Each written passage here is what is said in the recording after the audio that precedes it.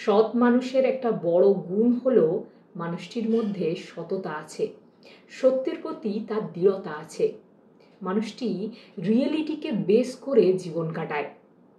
সৎ মানুষকে জীবনে অনেক পরিশ্রম করতে হয়। জীবনে কিসের প্রয়োজনীয়তা কতটা, প্রতিটা জিনিসের সঠিক প্রয়োজনীয়তা বুঝে চলা, নিজের রিয়েলিটিকে জানা, এ সব কিছুর মাঝে সৎ মানুষ খুবই সাধারণ। সাধারণ জীবনযাত্রার কারণে সৎ মানুষকে খুব একটা বিশেষ বলে মনে হয় না, পৃথকও করা যায় না অসৎদের থেকে। তবে অসময়েই একজন সৎ ব্যক্তি স্বস্তি পান, সে তার কদর বুঝতে পারেন। ভালো সময়ে তাকে খুব পরিশ্রম করতে হয়, তাই খারাপ সময়ে সে নিশ্চিন্তে থাকে। যখন অসৎ ব্যক্তির রাতের ঘুম উড়ে যায়, তখন সৎ ব্যক্তি নিশ্চিন্তে ঘুমায়। আজকের বিষয়, মানুষ কখন অসৎ হয়ে ওঠে। একটা গল্প বলি, একজন দুধ বিক্রেতার গল্প। একজন দুধ বিক্রেতা তার বাড়িতে গরু পালন করতেন এবং সেই গরুর দুধ বিক্রি করে জীবিকা নির্বাহ করতেন। ভালোভাবেই চলছিল তার জীবন। 10 জন ক্রেতাকে 10 লিটার দুধ বিক্রি করে যা উপার্জন হতো, তা দিয়ে তার প্রয়োজন ভালোভাবেই মিটত। খুব খুশিতেই তার জীবন কাটছিল। একদিন 5 জন লোক হঠাৎ দুধ বিক্রেতার কাছে তাদের প্রয়োজনের কথা জানান। তারা 5 লিটার দুধ আয়োজন করে দিতে বলছিল।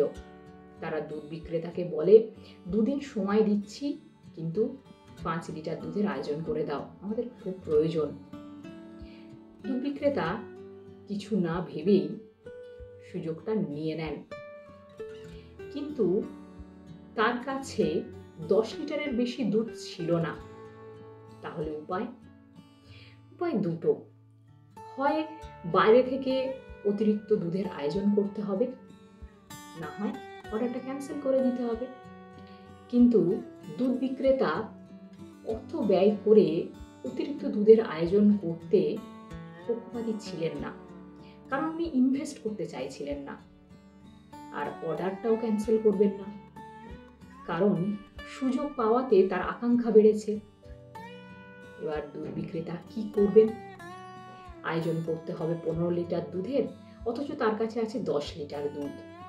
তখন উনি 10 লিটার দুধের সাথে 5 লিটার জল মিশিয়ে 15 লিটার দুধের আয়োজন করে ফেললেন এবং সেই দুধ বিক্রি করে বেশ লাভবান হলেন।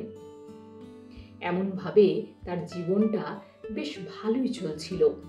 যখন অতিরিক্ত দুধের প্রয়োজন হতো, তখন দুধে জল মিশিয়ে তিনি ঠিক আয়োজন করে ফেলতেন।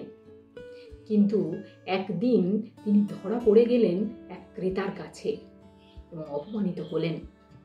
তখন তার বিবেক জাগল। দুধ বিক্রেতা মনে মনে ভাবতে লাগলেন, যখন তিনি প্রয়োজন মেটানোর জন্য কাজ করতেন, তখন জীবনটা সুগঠিত ছিল, শান্তি ছিল। যখন লোভ বাড়ল, আকাঙ্ক্ষা বাড়ল, তখন দুশ্চিন্তা বাড়ল, মনে ভয় এলো। তাহলে বেশি চাওয়াটা কি খারাপ? না, বেশি চাওয়া খারাপ না, কিন্তু অসৎ পথে উপার্জন করাটা খারাপ। তিনি যদি সৎ পথে থেকে উপার্জন করতেন, তাহলে ধরা পড়ার ভয় থাকতো না, অপমানিত হতে হতো না। এই গল্পটি থেকে আমরা কি শিখলাম? মানুষ কখন অসৎ হয়ে ওঠে? যখন প্রয়োজনের থেকে আকাঙ্ক্ষা বড় হয়ে দাঁড়ায় এবং সেই আকাঙ্ক্ষা পূরণ করার মতো শক্তি থাকে না, তখন মানুষ ধীরে ধীরে অসৎ হয়ে ওঠে।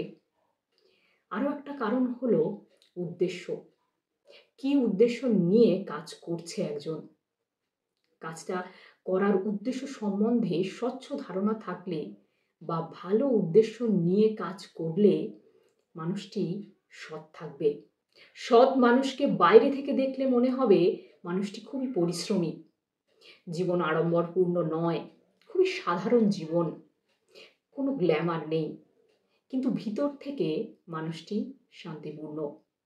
অন্যদিকে অসৎ মানুষকে বাইরে থেকে দেখলে মনে হবে খুবই নিশ্চিন্ত, গ্ল্যামারাস, কিন্তু ভিতর থেকে মানুষটি ভীত, দুশ্চিন্তাগ্রস্ত।